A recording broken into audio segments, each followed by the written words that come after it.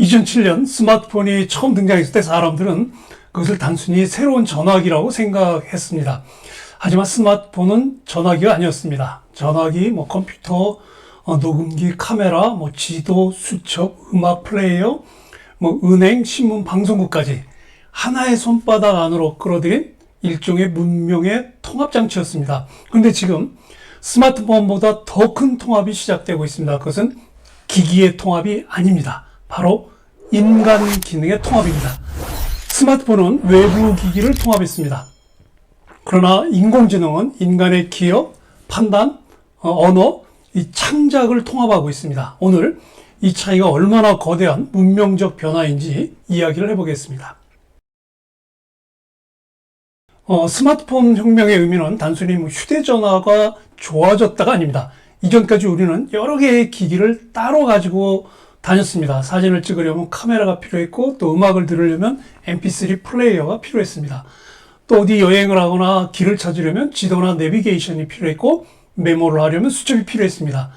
은행 업무를 보려면 은행에 가야 됐고, 뉴스를 보려면 신문이나 TV가 필요했습니다. 그런데 스마트폰은 이 모든 것을 하나의 기기 안으로 흡수했습니다. 그 결과 사람들의 생활 방식이 바뀌었습니다. 이제 더 이상 길을 묻지 않게 되었고, 전화번호를 외우지 않아도 되었고, 사진을 인화하지 않아도 되었고, 뉴스를 기다리지 않게 되었습니다. 이렇게 스마트폰은 기계를 합친 게 아니라 인간의 생활 리듬을 바꿨습니다. 근데 여기서 중요한 점이 있습니다. 스마트폰이 통합한 것은 인간 바깥에 있던 도구들을 모은 것입니다. 전화기, 카메라, 컴퓨터, 지도, 신문, 은행 등등 모두 인간의 외부에 있던 기기와 서비스였습니다. 그러나 인공지능 AI는 다릅니다. AI는 인간 바깥의 기기를 합치는 수준을 넘어서 인간 안쪽의 기능을 건드리고 있습니다. 스마트폰은 인간의 외부 기능을 통합했습니다. 우리가 손에 들고 다니던 물건들, 책상에 놓여있던 도구들, 또 특정 장소에 가야만 가능했던 서비스들이 스마트폰 안으로 들어왔습니다. 그래서 이 스마트폰 혁명은 공간의 혁명이었습니다. 은행이 손 안으로 들어왔고, 방송국도 손 안에 들어왔습니다. 카메라, 녹음실, 편집실, 쇼핑몰, 도서관, 지도까지 전부 손바닥 위로 들어왔습니다. 이제 스마트폰은 인간의 외부 세계를 압축했습니다. 그러나 스마트폰은 기본적으로 사용자가 명령해야 움직입니다. 검색하려면 내가 검색어를 입력해야 했습니다. 사진을 찍으려면 내가 구도를 잡아야 했습니다. 글을 쓰려면 내가 문장을 생각해야 했습니다. 또 어떤 결정을 하려면 내가 정보를 찾아보고 읽고 비교하고 판단해야 했습니다. 즉, 스마트폰은 뛰어난 도구였지만 이 판단의 중심은 여전히 인간에게 있었습니다. 스마트폰은 인간의 바깥을 바꿨지만 인공지능 AI는 인간의 안쪽으로 들어오고 있습니다. 인공지능 AI가 통합하고 있는 건 단순한 기회가 아닙니다. 인공지능은 인간이 오랫동안 자기 고유의 능력이라고 생각해 온 기능들을 통합하고 있습니다. 이제 그것이 무엇이냐? 첫 번째, 기억입니다. 우리는 과거에 했던 대화, 일정, 문서, 사진, 기록들을 다 기억하면서 살아가죠? 그런데 인공지능은 이 기억을 외부화합니다. 즉, 이전에 내가 무엇을 말했는지, 또 어떤 결정을 했는지, 또 어떤 자료를 찾았는지, 어떤 글을 썼는지, 그 모든 걸 축적하고 다시 불러올 수 있습니다. 그리고 두 번째는 판단입니다. 인간은 많은 정보를 비교하고 거기에 우선순위를 정하고 선택을 합니다. 그런데 AI는 수많은 데이터를 요약하고 대안을 제시하고 위험을 분석하고 선택지를 구조화합니다. 그리고 세 번째, 언어입니다.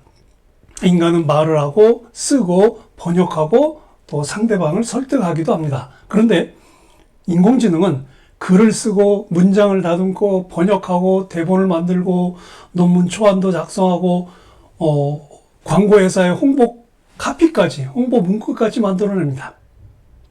자, 그 다음 네 번째, 창작입니다.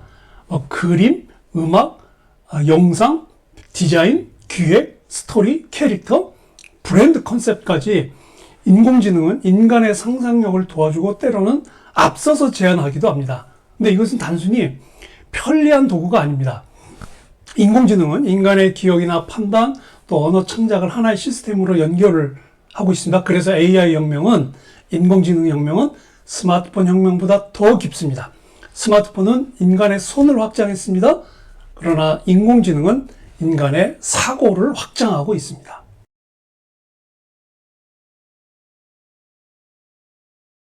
내가 작년에 어떤 결정을 했지?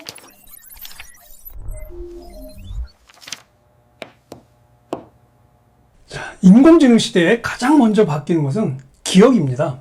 과거에는 기억력이 굉장히 중요했죠. 인공지능 이전에는 많이 외우고 많이 저장하고 많이 떠올리는 사람이 유능한 사람으로 평가를 받았습니다. 그러나 지금 인공지능 시대에는 단순한 기억보다 더 중요한 것이 생겼습니다. 무엇이냐? 바로 기억의 구조화입니다. 그러니까 무엇을 기억할 것인가, 어떤 기록을 남길 것인가, 그 기록을 어떤 기준으로 다시 불러올 것인가, 이게 중요해진 거죠. 그래서 앞으로 인간은 모든 것을 머릿속에 담아두는 존재가 아니라 자기 삶의 데이터를 어떻게 조직하고 해석할 것인가를 고민하는 존재로 바뀌어가게 됩니다. 이 지점에서 인공지능은 단순한 검색 도구가 아니라 개인의 기억 보조 장치가 되는 거죠. 일종의 제2의 기억입니다. 세컨드 브레인입니다. 제2의 뇌가 되는 것이죠. 인공지능 시대는 판단도 달라집니다. 물론 최종 결정은 인간이 해야 됩니다. 그러나 결정에 이르기까지 과정은 달라집니다. 달라질 수밖에 없죠. 예전에는 혼자 자료를 찾고 혼자 비교하고 혼자 고민했습니다. 하지만 이제는 인공지능이 선택지를 정리해 줍니다. 장점과 단점도 비교해 줍니다. 또 사람이 놓치고 있는 변수도 알려줍니다. 또 가능한 시나리오를 나누어서 보여줍니다. 옵션 1, 옵션 2, 옵션 3 등등으로. 근데 이건 굉장히 중요한 변화이죠. 왜냐하면 판단이 개인의 머릿속에서만 이루어지는 것이 아니라 인간과 인공지능과의 협업 구조 안에서 이루어지기 시작했기 때문입니다. 앞으로 중요한 능력은 단순히 내가 많이 안다, 이것이 아닙니다. 중요한 것은 인공지능에게 내가 무엇을 물을 수 있는가입니다. 질문하는 능력, 또 기준을 세우는 능력, 선택의 책임을 지는 능력이 더 중요해집니다.